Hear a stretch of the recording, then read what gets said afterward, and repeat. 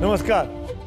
आतंक, आतंक और हर तरफ आतंक। कहीं कुदरत के कहर का आतंक, कहीं हमारी आपकी लापरवाहियों से फैला मुश्किलों का आतंक, तो कहीं किसी से शैतानी साजिश का आतंक। मैं हूं आपके साथ सुमित अवस्थी और आप इस वक्त देख रहे हैं इंडिया चाहता है। चाहे इंसान की आतंकी साजिश हो या कुदरत का कहर, ये सब कहीं ना कहीं किसी एक की डोर से बंधे हुए हैं। आज हम उस रिश्ते को डिकोड करेंगे जिसमें चाहे आतंकी साजिश हो या इंसान की जिंदगी पर गिरी आसमानी बिजली, इन दोनों का अनलॉक कनेक्शन क्या है।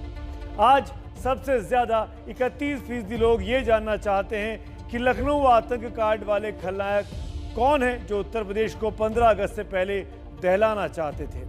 19% लोग ये जानना चाहते हैं कि राजस्थान से उत्तर प्रदेश तक लोगों पर क्यों गिरी मौत वाली बिजली, जबकि 18% लोग अंतरिक्ष में हिंदुस्तान के लहराते परचम के बारे में जानना चाहते हैं। तो कोरोना की पहली और दूसरी लहर ने लोगों को अपने अपने घरों में कैद कर दिया था।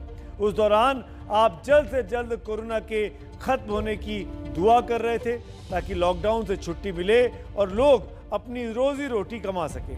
लेकिन जिस वक्त हिंदुस्तान अपने लिए नई जिंदगी की तैयारी कर रहा था, उसी वक्त अलकायदा के आतंकी ये तैयारी कर रहे थे कि जैसे ही अनलॉक होगा वो अपने आतंकी साजिशों को अनलॉक कर देंगे, क्योंकि पब्लिक अनलॉक होने पर खुलकर बाहर निकलना चाहती थी, जो कि हो भी रहा है। बड़ी संख्या में जहां पर 500 आदमी को पहुंचना चाहिए वहां 5000 पहुंच जा रहे हैं। और ऐसी स्थिति में छोटा सा धमाका भी बहुत ज़्यादा जिंदगियों के लिए मुसीबत खड़ी कर सकता था, और यही कोशिश आतंकियों की थी। और ये खुशकिस्मती रही कि यूपी पुलिस ने ऐसी किसी घटना को होने के पहले बेनकाब कर दिया।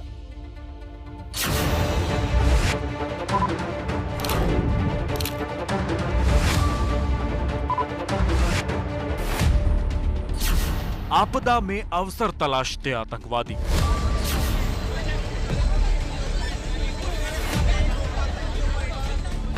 लॉकडाउन में तैयार हुआ तबाही का सामान।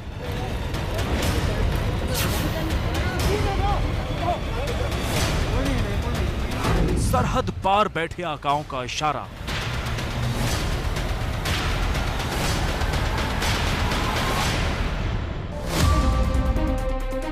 और अनलॉक के साथ अनलॉक हुए आतंकी।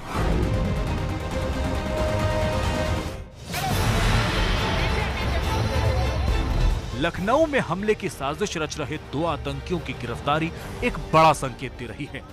ये गिरफ्तारी बताती है कि अनलॉक के इस दौर में आतंकी संगठनों ने अपने स्लीपर सेल्स को भी एक्टिव कर दिया है। लखनऊ में ही नहीं बल्कि पूरे देश में।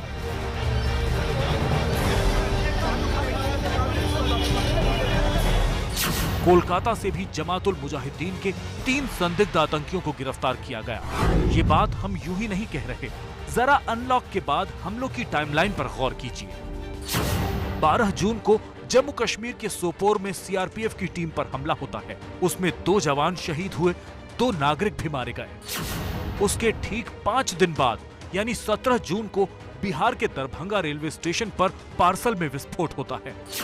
पहले 17 और फिर 22 जून को जम्मू कश्मीर पुलिस के 2 जवानों पर हमला होता है। फिर 25-26 जून की दरमियानी रात जम्मू के एयरफोर्स स्टेशन पर ड्रोन अटैक होता है। उसके अगले दिन 27 जून को पुलवामा में एसपीओ फयाज अहमद के घर पर हमला होता है। कुछ हमलों में आतंकी कामयाब हुए तो कुछ में सुरक्षा बलों की चौकन्नी नजर ने हमलों को नाकाम कर दिया। जो बरामदगियां हुई हैं, पूछताछ व्याख्या के आधार पर यह बताया जाता है कि पश्चिमी उत्तर प्रदेश के कुछ जनपद, जिसमें विशेषकर मुरादाबाद, बिजनौर, संभल, रामपुर, शामली, मुजफ्फरनगर, मेरठ आदि अत्यंत संवेदनशील हैं। लेकिन हमारी इंटेलिजेंस एजेंसीज किसी से कम नहीं है, वो हर चुनौती के लिए तैयार हैं। अनलॉक के बाद काम धंधे शुरू हो गए हैं, लोग अपने घरों से निकलने लगे हैं। लगता है कि आतंकवादी इसी फिराक में थे, क्योंकि लखनऊ में प्रेशर कुकर से बम बनाने वाले पकड़े गए तो पता चला कि जश्न आजादी यानी 15 अगस्त से पहले वो अपने आतंक का धमाका भीड़ भाड़ वाले इलाकों में करना चाहते थे।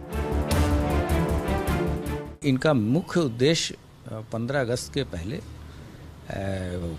महत्वपूर्ण स्थान हैं, स्मारक हैं, भीड़ भाड़ वाले स्थान पे विस्फोट करना तथा अन्य आतंकी गतिविधियों को अंजाम देने का था, जिसको उत्तर प्रदेश पुलिस और एसटीएफ की टीम ने विफल किया। जब से अयोध्या में भगवान राम का भव्य मंदिर बनना शुरू हुआ है, तभी से ये पाकिस्तान के आतंकियों की आंखों में खटक रहा है। आतंकियों के मंसूबे कितने खतरनाक थे, इसका अंदाजा इससे लगता है कि आतंकियों के पास से कई प्रमुख शहरों के नक्शे बरामद हुए। अयोध्या के राम मंदिर के आसपास की रेकी के नक्शे के अलावा काशी और मथुरा जैसे धार्मिक स्थलों के नक्शे भी इनके पास से मिले। ये मामला बहुत ही गंभीर मामला है और इसमें जो पकड़ा है तो पुख्ता साक्ष्य है कि ये लोग जो है कहीं ना कहीं अलकायदा से गाइडेड हैं, उनके हैंडलर से गाइडेड हैं। आगे भी आने वाले समय में इनसे जो जुड़े हुए लोग हैं उन पर कार्रवाई होगी। पकड़े गए आतंकवादियों से पूछताछ जारी है। उनसे अभी और भी सनसनीखेज खुलासे हो सकते हैं कि अगर ये नहीं पकड़े जाते तो बर्बादी की कितनी बड़ी साजिश कामयाब हो जाती। 15 अगस्त आने वाला है, त्योहारों का मौसम है और जाहिर तौर पर इस वक्त में आतंकी कुछ ज्यादा ही सक्रिय होते हैं, वो भी तब जबकि यूपी में चुनाव पास आ रहे हों। यह अलकायदा का लखनऊ मॉडल कल अनर्थ हुआ है। इस मॉडल वाली साजिश का पर्दाफाश हुआ तो पता चला कि अगर आतंकियों के मंसूबे कामयाब हो जाते तो इस बार की जश्न आज़ादी बेगुनाहों के खून में रंगी होती। अलकायदा वाले ये आतंकी त्योहारों का मौसम शुरू होते ही धमाका करना चाहते थे। 15 अगस्त से पहले धमाका करके वो माहौल को बिगाड़ना चाहते थे। उनके निशाने पर भीड़भाड़ वाले इलाके थे और इन सबसे बढ़कर धार्मिक स्थलों को वो जानबूझकर निशाना बनाना चाहते थे।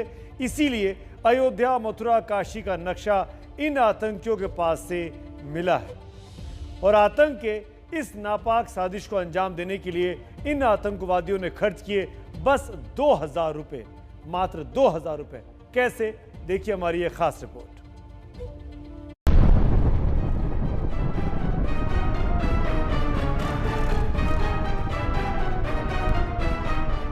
सिर्फ 2000 रुपए में तबाही का हथियार तैयार। एक प्रेशर कुकर, माचिस की तीलियों से निकला बारूद और आईडी से मिलकर बना मौत का सामान। बस अपने आका से था ग्रीन सिग्नल का इंतजार, लेकिन आतंकियों के मंसूबों का एटीएस ने कर दिया बंटाधार। एटीएस को एक बड़ी सफलता मिली है। एटीएस लगातार इनको कई दिनों से ट्रैक कर रही थी, लेकिन एटीएस को जब लगा कि ये संभावना है कि कभी भी कोई घटना ये कर सकते हैं, तो आपको मालूम है कल एडीजी एलओ और आईजी एटीएस ने आपको बताया प्रेस में कि तुरंत पर कार्रवाई हुई और तुरंत एटीएस ने जाकर दोनों लोगों को पकड़ा है। यूपी एटीएस ने जब मिन्हास को पकड़ा था तब उसके घर से तैयार हालत में कुकर बम बरामद किया गया। शुरुआती पूछताछ में पुलिस को पता चला कि उसने अपनी जेब से 2000 रुपए खर्च कर बम का सामान खरीदा। बम का सामान ऐसी दुकानों से खरीदा गया जो उसके घर से दूर थी। ऐसा इसलिए किया गया ताकि उसकी पहचान ना हो सके।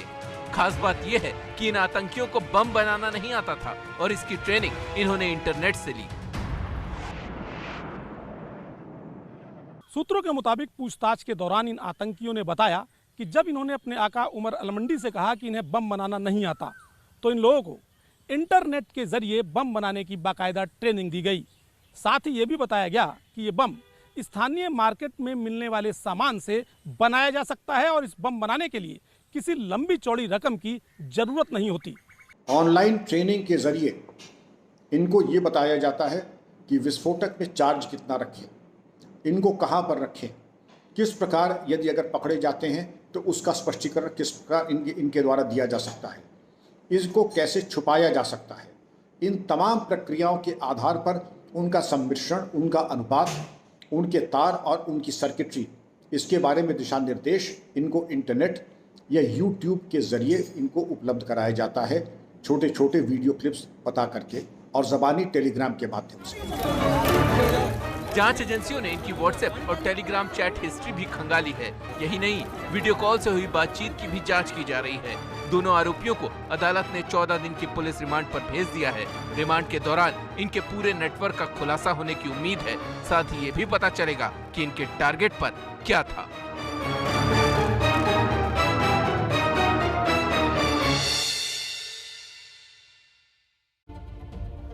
प्रेशर कुकर वाला धमाका कभी सिमी और इंडियन मुजाहिदीन का यही मॉडस ऑपरेंडी हुआ करता था, लेकिन अब अल कायदा जैसा खतरनाक आतंकी संगठन भी इसी तरीके की साजिश को अंजाम दे रहा है। कैसे, आपको समझाते हैं। प्रेशर कुकर को आतंकवादी इसलिए चुनते हैं कि यह बेहद इस्तेमाल होने वाली घरेलू चीज है और प्रेशर कुकर को कहीं से भी खरीदा जा सकता है और जिसमें बम हो इसका एहसास तक नहीं होता। जैसे कि मैंने बताया, यह आसानी से, यानी प्रेशर कुकर आसानी से किसी भी बर्तन की दुकान में मिल जाता है और कोई उसको साथ लेकर चले तो अमूमन शक नहीं होता कि उसके अंदर क्या होगा। इसमें खर्चा बेहद कम है, जैसा कि लखनऊ वाले मामले में खुलासा हुआ और आपने देखा महज 2000 रुपये खर्च कर ये बम बनाने की कोशिश ये दोनों संदिग्ध कर रहे थे। और कुकर के अंदर प्रेशर के कारण कम बारूद से भी ज्यादा धमाका होता है। अमूमन घर का भी प्रेशर कुकर कभी गलती से फट जाए तो वो बड़ा नुकसान कर देता है और अगर उसमें विस्फोटक हो तो और बड़ा नुकसान हो सकता है। ताज़ा मामले में पूरी आतंकी साजिश का मास्टरमाइंड उमर अल मंडी निकला, जिसका असली नाम सईद अख्तर बताया जाता है। इसके भाई ने एबीपी न्यूज से कहा है कि अल मंडी ने देवबंद में पढ़ते हुए वह आतंकवादियों के साथ जुड़ गया था, उस तरफ उनसे प्रभावित हो गया और 23 साल से वो घर से उसका कोई नाता नहीं था। इस मामले की जांच भी यूपी एटीएस करेगी। और अब हम आपको दिखाते हैं कि लखनऊ कांड में आतंक के सभी किरदारों के बारे में बताती हमारे सहयोगी संजय त्रिपाठी की ये रिपोर्ट।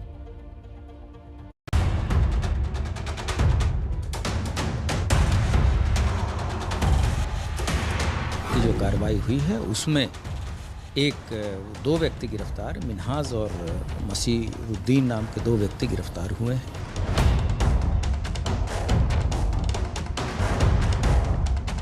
हम लोगों ने इंटेलिजेंस को मजबूत किया है, कानून व्यवस्था को ठीक किया है और आतंकवादियों के किसी मंसूबे को सफल नहीं होने दिया।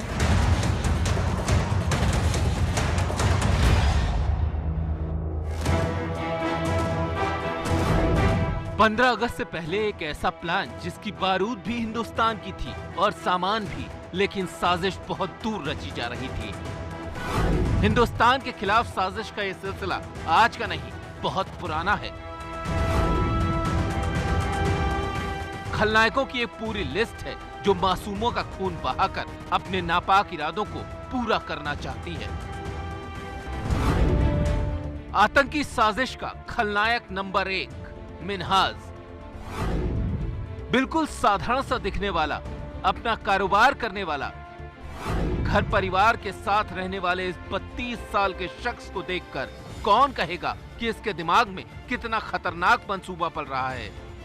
यही हुआ भी न काकोरी इलाके में इसके पड़ोसियों को पता चला, नहीं इससे रोज मिलने वालों को। असलियत तब सामने आई जब एटीएस की टीम ने मिनहाज को गिरफ्तार किया। मिनहाज का लखनऊ के खदरा इलाके में ई रिक्शा और बैटरी का कारोबार है। बिजनेस से पहले इसने कुछ साल सऊदी अरब में नौकरी की थी। इसी नौकरी के दौरान यह आतंकियों के संपर्क में आया। लखनऊ की एक प्राइवेट यूनिवर्सिटी में ये टेक्नीशियन भी रह चुका है। यूनिवर्सिटी की ही एक रिसर्च स्कॉलर से इसने शादी की है। कारोबार से पहले इसने सेल्समैन की नौकरी भी की थी। इसके पड़ोसी भी हैरान हैं कि सीधा सादा दिखने वाला मिनहाज अपने घर में बम बना रहा था। बहुत सीधे लोग थे, कुछ नहीं। अब आगे क्या हो सकता वो तो वो बता सकते, हमें थोड़ी ना कुछ पता। मिनाज कोई लेना देना नहीं था। मिनाज के बाहर से लोग आते थे कुछ नहीं। क्यों पुलिस ले गई? कल आतंकवादी बताया जा रहा है। उन्हीं लोग जाने। और अब ये हम लोग को पता थोड़ी ना था। आतंक का खलनायक नंबर 2 मसीरुद्दीन। मसीरुद्दीन को लखनऊ के मड़ियाव इलाके से गिरफ्तार किया गया है। मसीरुद्दीन मिनहाज के साथ इस प्लानिंग में शामिल था। बताया जा रहा है कि मसीरुद्दीन ई रिक्शा चलाता था। आतंक का खलनायक नंबर 3 शकील। लखनऊ में पकड़े गए आतंकियों के इस नेटवर्क का सरगना था शकील। कल हुई गिरफ्तारी के बाद से शकील गायब है और यूपी एटीएस को इसकी तलाश है। आतंक का खलनायक नंबर 4, उमर अल मंडी। उमर अल मंडी अलकायदा के इंडियन मॉड्यूल अंसार गजवातुल का चीफ है। लखनऊ की इस साजिश का असली मास्टरमाइंड पाकिस्तान में बैठकर यह इन्हें निर्देश दे रहा था। दरअसल उमर अल मंडी का असली नाम हाफिज सईद अख्तर है और ये यूपी के संभल के दीप सराय इलाके का रहने वाला है। इसका परिवार अब भी संभल में है। भाई हमारा जो है 98 से संभल से गायब है और उसके बाद से उससे न हमसे कोई संपर्क करा न हमने उससे कोई संपर्क करा और हमें भी एजेंसियों के थ्रू ही पता चला कि आपका भाई गलत गतिविधियों में, आतंकवादी गतिविधियों में है। लखनऊ के इस टेरर मॉड्यूल के खुलासे के बाद इसके तार यूपी के कई इलाकों से जुड़ रहे हैं। अभी इस पे बहुत काम करना बाकी है और इसके लिए हम लोगों ने अच्छे अधिकारी लगाए हैं, टीम्स बनाई हैं और इसमें जो भी आगे जानकारी डेवलप होगी उससे और अच्छे परिणाम सामने आएंगे। इसमें जितने किरदार सामने आए हैं उससे कहीं ज्यादा का खुलासा होना बाकी है। मामला गंभीर है, मामला आतंकी वारदात का। इसके बावजूद भी इस प्रेशर कुकर वाली आतंकी साजिश पर राजनीति भी शुरू हो गई है। एसपी, बीएसपी जैसी पार्टियां टाइमिंग पर सवाल उठा रही हैं तो बीजेपी इन पार्टियों की नीयत पर। लेकिन इन सबके प्रेशर कुकर बम की मार देश कई बार झेल चुका है। कैसे? 7 मार्च 2006 को वाराणसी में संकट मोचन मंदिर में प्रेशर कुकर में ही धमाका हुआ था जिसमें 21 लोगों की उस वक्त जान गई थी। उसी साल 11 जुलाई को मुंबई की कई लोकल ट्रेनों में 7 प्रेशर कुकर से बम धमाका हुआ जिसमें 209 लोगों की मौत हुई थी। 21 फरवरी 2013 को हैदराबाद में 2 जगह प्रेशर कुकर से हुए धमाके में 18 लोगों की मौत हो चुकी है। उसी साल अप्रैल में अमेरिका के बॉस्टन में प्रेशर कुकर बम धमाके में 3 लोगों ने जान गंवाई थी। 2017 में ब्रिटेन के मैनचेस्टर में भी प्रेशर कुकर से ही बम धमाका किया गया था। यानी 8 साल बाद हिंदुस्तान में प्रेशर कुकर वाले बम की खौफनाक आहट सुनाई पड़ी। गनीमत रहे कि वक्त रहते यूपी एटीएस ने इस बार इस साजिश का भंडाफोड़ कर दिया। और आइए अब आगे बढ़ते हैं और बात करते हैं बीजेपी और आरएसएस के नए रिश्तों की। पहले बीजेपी और आरएसएस के संपर्क सूत्र के कृष्ण गोपाल थे, लेकिन अब ये काम अरुण कुमार करेंगे। आखिर क्यों हुआ है ये फेरबदल या ये बदलाव और क्या है इसका यूपी चुनाव से कनेक्शन? इसको जानने के लिए देखिए मेरे सहयोगी पंकज झा की ये रिपोर्ट। आई सर्वानंद सोनोवाल। मैं ज्योतिरादित्य माधवराव सिंधिया। मैं रामचंद्र प्रसाद सिंह। मैं किरण रिजिजू ईश्वर की शपथ लेता हूँ। पहले मोदी मंत्रिमंडल में फेरबदल। द्वारा स्थापित भारत के संविधान के प्रति सच्ची श्रद्धा और निष्ठा रखूंगी। Due discharge of my duties as such minister. और अब संघ में भी बदलाव की हलचल और संघ में बड़ा बदलाव ये है कि बीजेपी और आरएसएस को जोड़ने वाली कड़ी बदल गई है। पहले कृष्ण गोपाल इस काम को देखते थे, अब अरुण कुमार देखेंगे जो संघ में कामकाज और ताकत के हिसाब से तीसरे नंबर पर आते हैं। उनको एक नए दम के खिलाड़ी को यह जिम्मेदारी मिलना, इसका एक विशेष महत्व है और आने वाले दिनों में बहुत बड़ा कार्य उनसे होने वाला है और उनसे वो कार्य की अपेक्षा भी है। कृष्ण गोपाल के बारे में कहा जा रहा है कि उनकी खराब तबीयत और बढ़ती उम्र इस काम के आड़े आ गई, लेकिन ताकत और जिम्मेदारी की राजनीति इतनी तेजी में नहीं बदलती, उसके पीछे कुछ बड़ी वजह होती है। तो इस अरुण कुमार के चुनाव के पीछे क्या उन मुद्दों को भुनाने की कोशिश है जिनसे इनका नाम जुड़ा है और जो यूपी के चुनाव में भी तुरुप का इक्का बन सकता है, यानी जम्मू और कश्मीर से अनुच्छेद 370 का खात्मा? जिस दिन भारत के राष्ट्रपति द्वारा इस घोषणा पर हस्ताक्षर किए जाएंगे और इसे सरकारी गैजेट में प्रकाशित किया जाएगा, उस दिन से अनुच्छेद 370 के सभी खंड लागू नहीं होंगे, सिवाय खंड 1 के नामक तदनुसार पढ़ा जाएगा।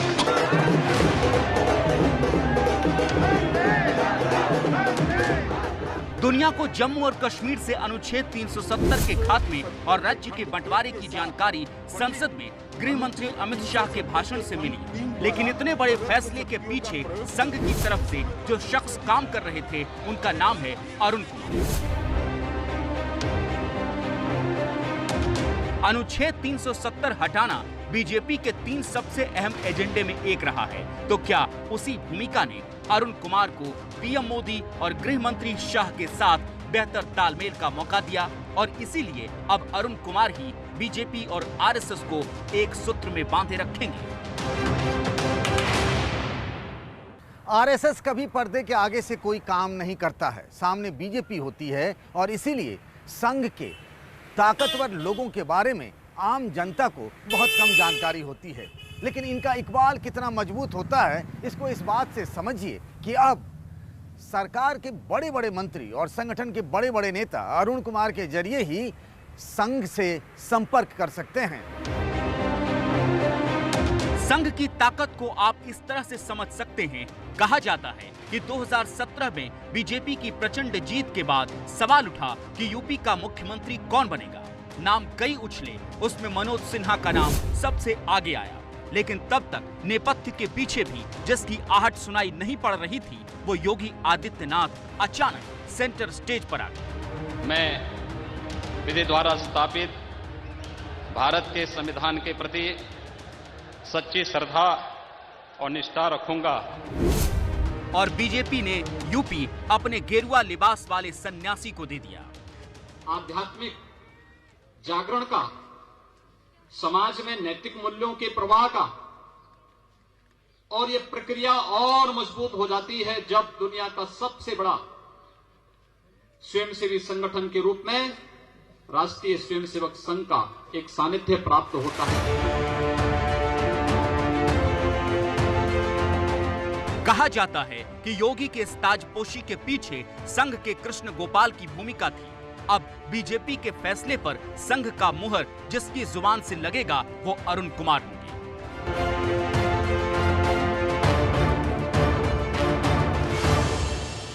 और अब बात एक ऐसी प्राकृतिक आपदा की जिसके बारे में अमूमन लोग सोचते नहीं हैं, और यह आपदा ऐसी है जो इन दिनों बहुत ज्यादा देखी जा रही है। आप समझ गए होंगे मैं किस बारे में बात कर रहा हूं। बात हो रही है आसमान से बिजली गिरने की। जी हाँ, कई बार जो बिजली गिरती है वो आसमान में ही खत्म हो जाती है, धरती तक नहीं पहुंचती है, तो कई बार वो धरती तक आ जाती है और जब वो धरती पर गिरती है तो बेहद खतरनाक मंजर पैदा कर देती है, जैसा कि कल शाम को राजस्थान से लेकर उत्तर प्रदेश तक कई शहरों में हुआ है। अमूमन इतना बड़ा बिजली का कहर देखा नहीं गया है। दरअसल आसमानी बिजली के तापमान में 30,000 डिग्री तक का इजाफा हो जाता है। ये तापमान सूरज की ऊपरी सतह से ज्यादा होता है। बिजली की क्षमता 100 करोड़ वोल्ट तक हो सकती है। आप सोचिए ऐसे में इंसान कैसे बच सकता है।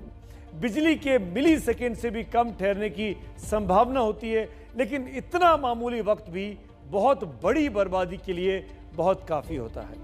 राजस्थान के जयपुर के पास एक मशहूर पिकनिक स्पॉट है आमेर के किले की। वहां पर कल रविवार था, लोग बाग अनलॉक में हैं, पिकनिक मना रहे थे। बड़ी संख्या में रविवार की शाम को लोग आमेर फोर्ट के पास मौजूद थे और खासकर उस वॉच टावर पर जहां पर यह कहर बरपा है। किले के वॉच टावर पर अचानक कल शाम को बिजली गिरी। वहां पर बड़ी संख्या में सैलानी मौजूद थे और उस वजह से 11 सैलानियों की टावर से नीचे गिरने की वजह से मौत हो गई। दर्दनाक मौत हुई। ये सैलानी गए थे मौज मस्ती के लिए, लेकिन बदले में इनको मौत मिली। ये हादसा बताता है कि कोरोना के बाद अनलॉक की मौज मस्ती कैसे प्राकृतिक तौर पर भी बहुत भारी पड़ रही है।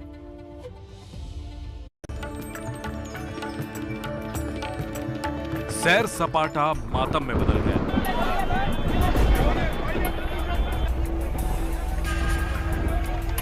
पिकनिक पर गिर गई बिजली।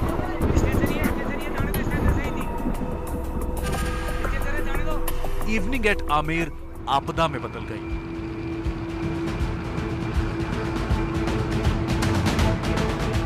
एक बार नहीं, कुदरत ने 2 बार किया वार।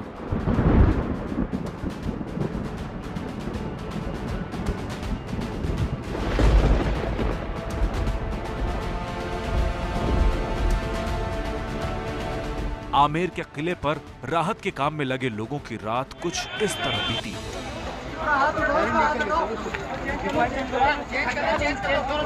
स्टेचर ये जाने दो, स्टेचर सही थी, स्टेचर जाने दो।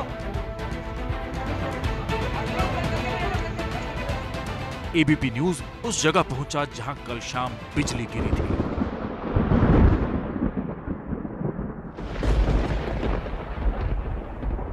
आप देख सकते हैं कि जयपुर के प्राचीन और ऐतिहासिक आमेर किले के ठीक सामने ये वो जगह है जहां पर वो हादसा पेश आया।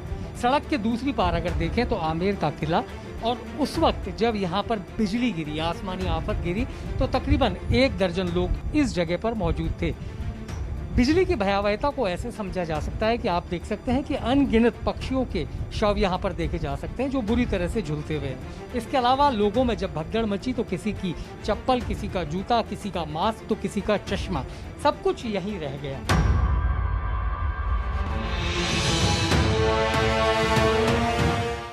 ये हैं वो तस्वीरें जो हादसे की जगह से राहत कर्मियों ने खींची।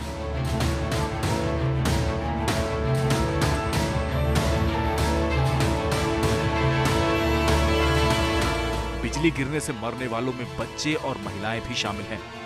बताया जा रहा है कि उस वक्त मौके पर 35 से ज्यादा लोग मौजूद थे। एक तो ये टावर है मेन टाइप, और ये वो सामने वाला टावर है, तो टावरों पर ज्यादा संख्या थी, बाकी बीच में भी गिरे हुए थे। नीले पड़ गए थे कुछ, और कुछ में जो सांसें वहां से चल रही थी, हमने CPR देके उनको हाथों-हाथ हॉस्पिटलाइज किया। कल ही लॉकडाउन खत्म हुआ था और लोग पहली पिकनिक मनाने के लिए आमेर के किले पर पहुंच गए। कुछ तो बेहतर सेल्फी लेने के लिए आमेर के किले से करीब 1500 सीढ़ियां ऊपर वॉच टावर तक पहुंच गए, लेकिन यहीं अच्छा मौसम मौत में बदल गया।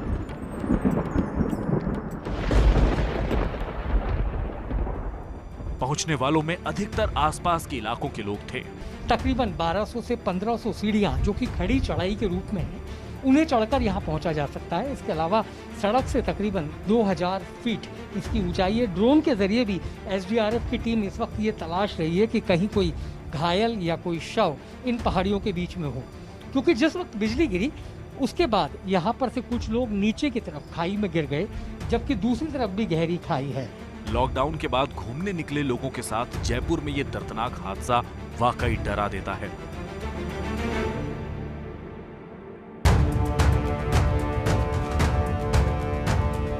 दोपहर तक रेस्क्यू मिशन चलता रहा। राहत कर्मियों ने घायलों को अस्पताल तक पहुंचाया। ऐसे में सवाल यह है कि क्या बारिश के मौसम में मोबाइल का इस्तेमाल घातक साबित हो सकता है? ऐसे तो बिजली गिरना पूरा ही प्राकृतिक घटना है, पर मान लीजिए कि कहीं जहां बिजली हो रहा है वहां कोई ऊंचा टावर है कि ऊंचा स्ट्रक्चर है, बिल्डिंग है, तभी बिजली से बिजली ज्यादा खतरनाक हो सकता है।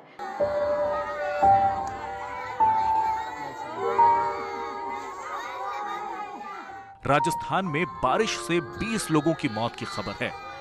ये तस्वीरें राजस्थान के धौलपुर की हैं, जहां बकरी चराने गए 3 बच्चों पर बिजली गिर गई।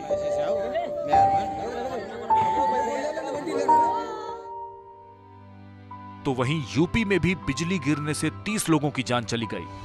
आमेर की घटना ने इसलिए चौंकाया क्योंकि आमतौर पर देश के पश्चिमी हिस्सों के मुकाबले पूर्वी हिस्सों में ज्यादा बिजली गिरती है और ज्यादा लोगों की मौत हो जाती है।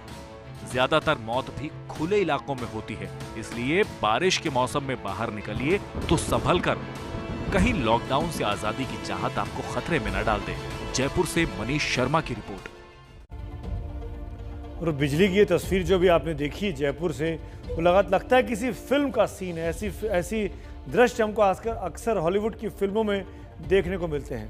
दरअसल लंबे लॉकडाउन और भयंकर गर्मी से राहत पाने के लिए लोग बाहर निकले तो उनको क्या पता था कि आसमानी आफत मौत बनकर घात लगाए बैठी हुई है। अब हम आपको बताते हैं कि आसमान में कड़कने वाली बिजली गिरती कैसे है, बनती कैसे है। आसमान में बादलों के बीच ज्यादा गर्मी और ज्यादा नमी के मिलने से थंडर क्लाउड बन जाता है और इसके कारण जमीन से ऊपर आसमान में 8 से 10 किलोमीटर की ऊंचाई पर बादलों के बीच एक तूफान सा आता है। इससे बादलों के निचले हिस्से में नेगेटिव चार्ज पैदा होता है तो बादलों के ऊपरी हिस्से में पॉजिटिव चार्ज होता है और इन दोनों नेगेटिव और पॉजिटिव चार्ज में दूरी कम होने पर बिजली तैयार हो जाती है। वही बिजली कंडक्टर की तलाश में धरती पर गिरती है, जिससे ये भयंकर नुकसान होता है। कोई मोबाइल, वॉच टावर या ऐसी चार्ज होने वाली चीजें आसमानी बिजली का गुड कंडक्टर बन जाती हैं और बिजली उनकी तरफ खींची चली आती है। ऐसे में जब आसमान में बादल गरजें, बिजली कड़के, तब ये बेहद जरूरी है कि आप खुले आसमान के नीचे रहने या बिजली के किसी कंडक्टर के करीब आने से जरूर बचिए, दूर रहिए इन जगहों से।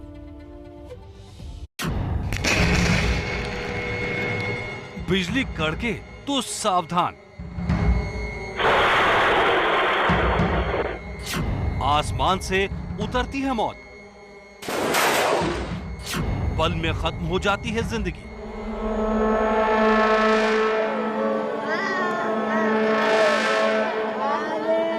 ये तस्वीरें भूले नहीं होंगे आप। पिछले साल गुरुग्राम से ये तस्वीरें सामने आई थी, जिसमें पेड़ के नीचे खड़े 4 लोग झट से आसमानी बिजली का शिकार हो गए थे। एक एक कर ताश के पत्तों की तरह ढह गए। 3 खुशकिस्मत रहे, लेकिन एक शख्स की जान चली गई। सीसीटीवी में कैद इन तस्वीरों ने बिजली गिरने की भयावहता दिखाई थी। क्लाउड सेल एटमॉस्फेयर में जो है पॉजिटिव निगेटिव के लेयर्स होते हैं, जिनके इंटरेक्शन से जो है ये एटमॉस्फेरिक इलेक्ट्रिसिटी प्रोड्यूस होती है और ये जो है फिर अपना जो है जब डिस्चार्ज होती है, ये पॉजिटिव है तो निगेटिव की तरफ आना चाहेगी, पॉजिटिव निगेटिव वो कंडक्शन के थ्रू नीचे आना चाहती है। यही इलेक्ट्रिसिटी आकाशीय बिजली गिरने का है। आंकड़े बताते हैं बिजली कड़कने के दौरान पेड़ के नीचे शरण लेना सबसे खतरनाक है, क्योंकि बिजली गिरने से 71% मौत पेड़ के नीचे खड़े होने वालों की हुई थी। इसलिए सलाह नंबर 1, बिजली कड़कने के दौरान पेड़ के नीचे खड़े ना हो। पिछले साल ही इनाउल हक की बिहार के कटिहार जिले में खेत में काम करने के दौरान मौत हो गई। इनाउल हक अकेले नहीं है। बिजली गिरने से मरने वालों में 25% ऐसे ही लोग हैं जो बिजली गिरने के दौरान खेत में काम कर रहे थे, बकरियां चरा रहे थे या सड़क पर चल रहे थे। इसलिए सलाह नंबर 2, बिजली गिरने के दौरान खुली जगहों पर ना रहें। 4% ऐसे लोग हैं जिनकी बिजली के अप्रत्यक्ष प्रहार से मौत हुई, जैसे कच्चे घर या झोपड़ी के अंदर। ये आंकड़े देखिए। एनसीआरबी के आंकड़ों के मुताबिक 2001 से 2018 के बीच 42,500 लोगों की मौत बिजली गिरने से हुई। समझे, आप जिस बिजली की आवाज सुनकर दहशत में होते हैं, वो जानलेवा भी होती है। भारत के पूर्वी हिस्से जैसे ओडिशा, पश्चिम बंगाल, झारखंड और उत्तर पूर्वी राज्य सबसे ज्यादा बिजली गिरने से प्रभावित होते रहे। अधिकांश मौतों की वजह आकाश से बिजली गिरने को हल्के में लेना था। ऐसे में सवाल है, क्या करें? एक्सपर्ट की कुछ सलाहों पर ध्यान दीजिए। बिजली गरजे तो घर में रहने में ही भलाई है। अगर घर से दूर हैं तो पहाड़ी और ऊंचे इलाकों से दूर रहें। गाड़ी में बैठे हों तो खिड़कियां बंद रखें। तालाब, झील, पानी वाली जगहों से दूर रहें। कुछ और सलाह भी हैं, जैसे बिजली गिरने के दौरान जमीन के बल कभी न लेटें, चट्टान के नीचे शरण न लें, तारों से दूर रहें, ग्रुप में हो तो अलग हो जाएं। आमतौर पर शहरों में जो इमारतें बनाई जा रही हैं, वो बिजली गिरने से नुकसान को टाल देती हैं, लेकिन ग्रामीण इलाकों में जागरूकता की कमी दिखाई पड़ती है। यही वजह है बिजली गिरने से नुकसान के सिर्फ 4% मामले शहरी इलाकों में होते हैं, जबकि 96% नुकसान ग्रामीण इलाकों में होता है। हर साल देश में बिजली गिरने की लाखों नहीं करोड़ों घटनाएं होती हैं, इसलिए सावधानी में ही समझदारी है। आपको ये जानकर हैरानी होगी कि पेड़ के नीचे खड़े होने से सबसे ज्यादा बिजली गिरने की वजह से मौत होती है। और एक बड़ी बात यह भी है कि जब पहले की तुलना में ज्यादा बिजलियां आजकल कुदरत गिराने लगी है। ऐसा क्यों हो रहा है, समझिए। पहले आंकड़े आपको दिखाते हैं। एनुअल लाइटनिंग रिपोर्ट 2020-2021 के मुताबिक 2019 में 1,38,00,000 लोग की घटनाएं बिजली गिरने की पूरे देश भर में रिकॉर्ड की गई थी, लेकिन 2020 में ये बढ़कर 1,85,00,000 घटनाएं हो गई। यानी एक साल में 34% का इजाफा हुआ है बिजली गिरने की घटनाओं में। आज हम आसमानी बिजली की बात इसलिए कर रहे हैं कि कल आमेर किले में 11 सैलानियों की बिजली गिरने से मौत हो गई। वो लोग वॉच टावर की ऊंचाई पर इसलिए गए थे ताकि सुहाने मौसम में एक बढ़िया सी सेल्फी ले सकें, और सेल्फी के चक्कर में मोबाइल उनके हाथ में था। और जैसा कि हम आपको बता रहे हैं कि जब मोबाइल होता है या मोबाइल टावर होता है या पेड़ होता है, इन जगहों पर बिजली को कंडक्टर मिलता है और वो तेज़ी से आकर्षित होती है उस तरफ की ओर। और यही हुआ जब आप सेल्फी ले रहे थे और उसी वजह से इतना बड़ा हादसा हुआ। वैसे आपको पता होगा कि सेल्फी लेने की वजह से पहले भी बहुत बड़े बड़े हादसे हो चुके हैं। चला चला वापस चला। I am waiting. हे पानी, वो है पानी, हे पानी। पल भर की मस्ती, नाव से ही फेसबुक लाइव करने का लालच, और फिर भारी पड़ गई गलती। ये सभी सेल्फी लेने के लिए वेरा बांध में पानी के बीच तक गए थे, लेकिन नाव पलट गई। नाव में 11 लोग सवार थे, जिनमें से सिर्फ 3 तैरकर बाहर आ सके। प्रशासन भले ही सावधान करता रहे, लेकिन लोग मानते नहीं, और यही वजह बनती है सेल्फी के जानलेवा हो जाने की।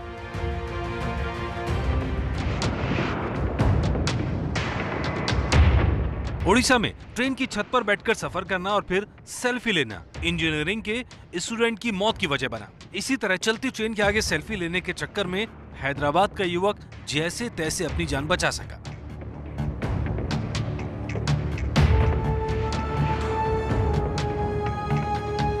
ट्रेन ही नहीं, खूबसूरत दिखने वाले नजारे भी कई बार सेल्फी के चक्कर में खतरनाक हो जाते हैं। मुंबई के बांद्रा बैंड स्टैंड पर लड़कियों ने समुद्र के पानी के आगे सेल्फी लेने की कोशिश की, लेकिन पानी में गिर पड़ी।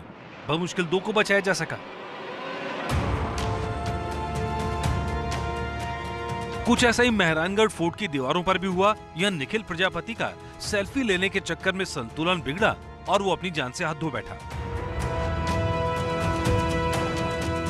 कई पर्यटन स्थलों पर तो सेल्फी से सावधान करने की कोशिशें जारी हैं, क्योंकि बेहतर सेल्फी के चक्कर में कई लोग अनजाने में खुद ही अपनी जान के दुश्मन बन जाते हैं।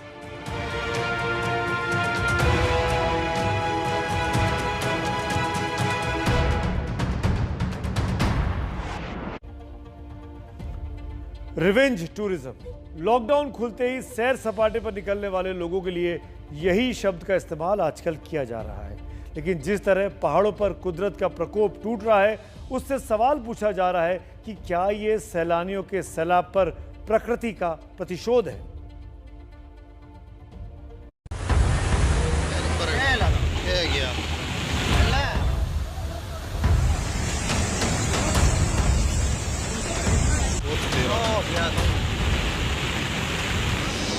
कुदरत का यह गुस्सा देखिए।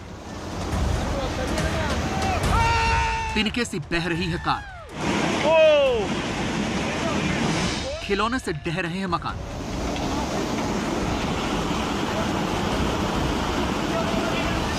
कागज की तरह बह रही हैं सड़कें। सबसे शांत शहरों में शामिल हिमाचल प्रदेश के धर्मशाला में बादल फटने के बाद आई बाढ़ ने तबाही मचा दी।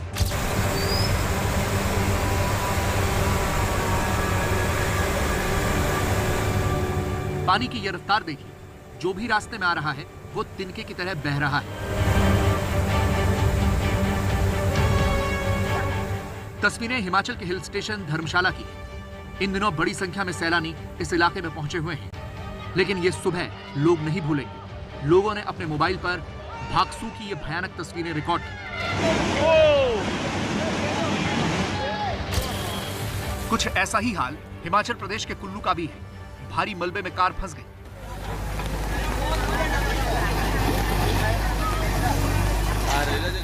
कुल्लू के बजौरा इलाके में जमीन का हिस्सा खिसकने की वजह से मलबा सड़क पर आ गया और ये कार सवार फंस गया।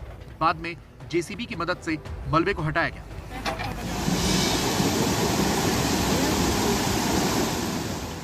अब जरा इन तस्वीरों को देखिए। शिमला के पास रामपुर में पहाड़ का मलबा आने की वजह से कई 100 मीटर में रास्ता बह गया। आवाजाही इस रोड पर बंद है और जेसीबी की मदद से मलबा साफ करने और रास्ता तैयार करने की कोशिश की जा रही है। यही वजह है कि सैलानियों को अब इस इलाके में आने से रोका जा रहा है। बड़ी संख्या में हिमाचल प्रदेश में टूरिस्ट पूरे देश भर से यहाँ आए हैं। टूरिस्ट ऐसी जगह ना जाएं जहाँ इस प्रकार की घटनाएं घटित होती हैं बरसात के मौसम में। बारिशों में पहाड़ों पर भूस्खलन आम बात है। बारिश के बाद छोटे छोटे नाले भी नदी जैसे बन जाते हैं, जिसकी वजह से आए दिन दिक्कतें होती ही हैं। ऐसे में पहाड़ सैर सपाटे के लिए अच्छी जगह नहीं माने जाते, जिसकी गवाही ये तस्वीरें दे रही हैं।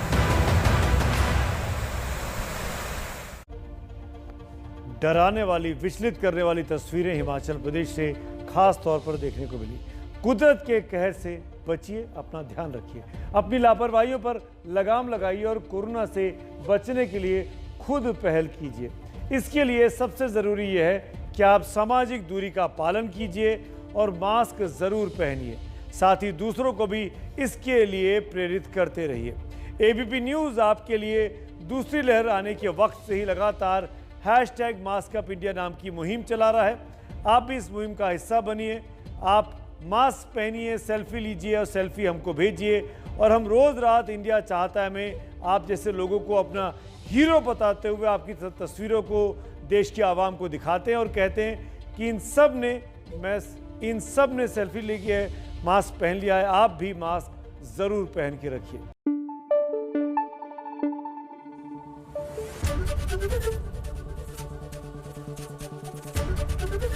एबीपी न्यूज़ आपको रखे आगे।